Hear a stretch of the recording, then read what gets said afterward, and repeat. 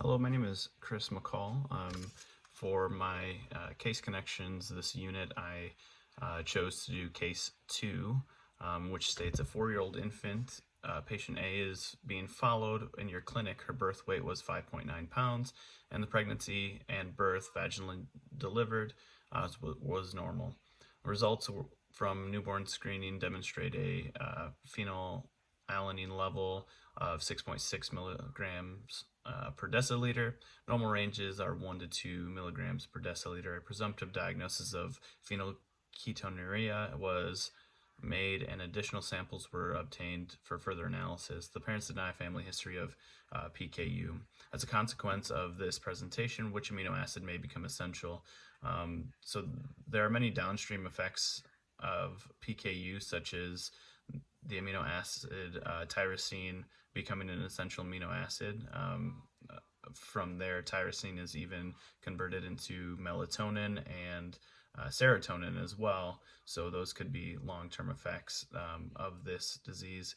Essential amino acids are amino acids someone would have to get through their diet. So tyrosine then would have to be obtained through whatever this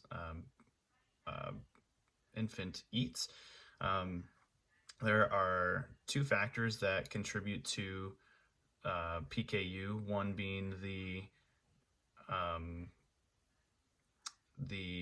phenylalanine not being converted into tyrosine via the phenylalanine hydroxylase enzyme being defective, or the BH4 cofactor being defective.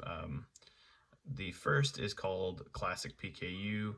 Classic PKU is classified as a missing or severely reduced enzyme that converts phenylalanine to tyrosine. Once the other form of PKU is less severe, where the cofactor BH4 is deficient, resulting in the same outcome. The cofactor is needed for the reaction to progress and metabolize phenylalanine to tyrosine.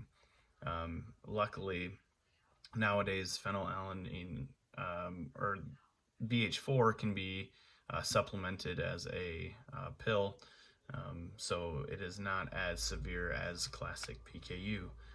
This cofactor is needed for the reaction to progress and metabolize phenylalanine into tyrosine.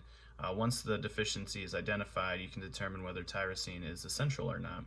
So with BH4, it can be supplemented with a pill, whereas you cannot supplement the hydroxylase enzyme. So the phenylalanine hydroxylase enzyme. So that one would have to be strictly diet changes, as well as supplementing tyrosine via diet or other ways. While classic PKU, tyrosine becomes an essential amino acid.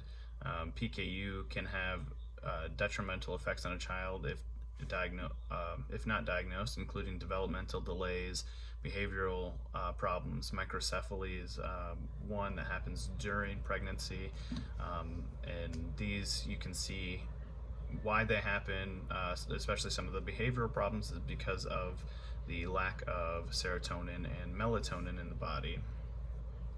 So in case A, the symptoms seem to be presenting as classic PKU.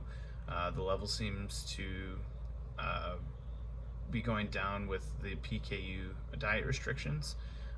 The chart also proves that the BH4 cofactor is not defective, because when the child receives the BH4 loading test, the level of phenylalanine increases rather than decreases. So that would indicate that there's enough cofactor in the system to where adding more will just not help at all.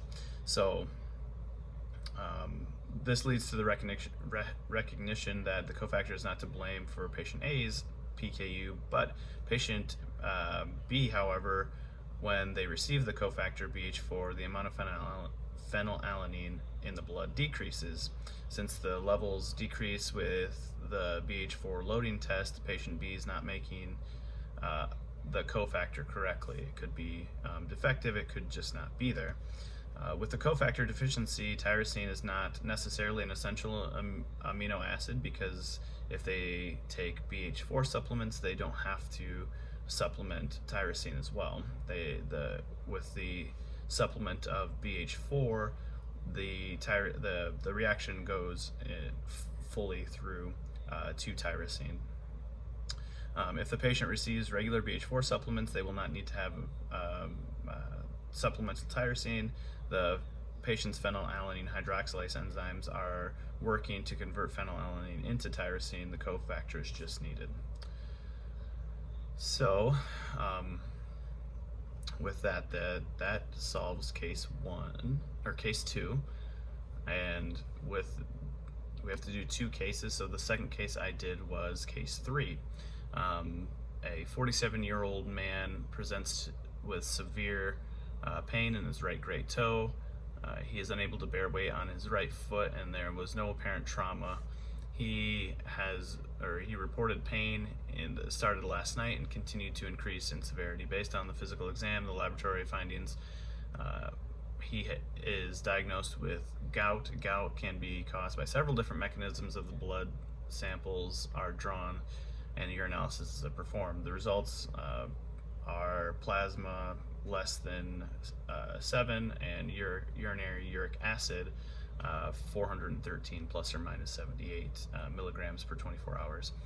The patient presented with a plasma urate of 10.5 milligrams per 100 milliliters, so a little bit more than the normal range.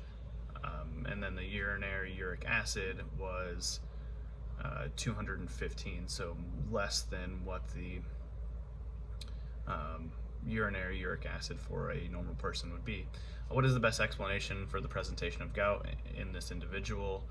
Please explain the other choices are not consistent with the data, and what information you may need to decide the root cause.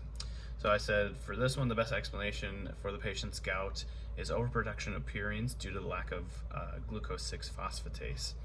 This leads to G6P to only move in one direction in the liver, and it is making ribose 5-phosphate. Now, ribose 5-phosphate is used for the production of purines. The reason that the plasma rate is elevated and the urinary uric acid is below normal levels is because the competition of lactic acid to be excreted by the kidneys. However, since that is the only way for uric acid to be excreted, the uric acid finds a new home in joints, causing gout. With the increase of fructose so the other ones are a little less. The decrease in urinary excretion of uric acid is true, but it is based on the overproduction of purines. It's not strictly decreased urinary excretion of uric acids. This is more to do with alcoholism than it is with than the overproduction of purines. And then the decreased salvage of purines would cause much more problems than just the pain that would have presented by now, including self-mutilation would be one of them. And then it says the further discussion, the patient tells you that they've recently switched from diet soda to regular because they read that fake sugar diet soda was bad for him. He tells you he drinks 4 to 5 liters of soda a day. The primary sugar in the soda is fructose or high fructose corn syrup. And then with the increase of fructose ingestion via the switch from diet to regular soda increases the amount of G6P available to the body via fructose metabolism.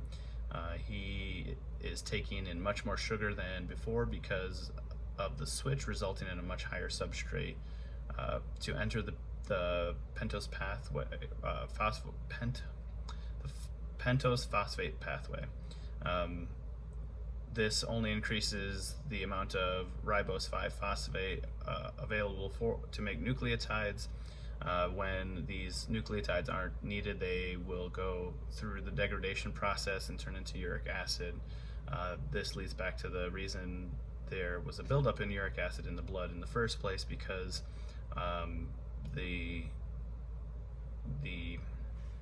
overproduction of purines is happening because of the excess amount of fructose or high fructose corn syrup in his diet.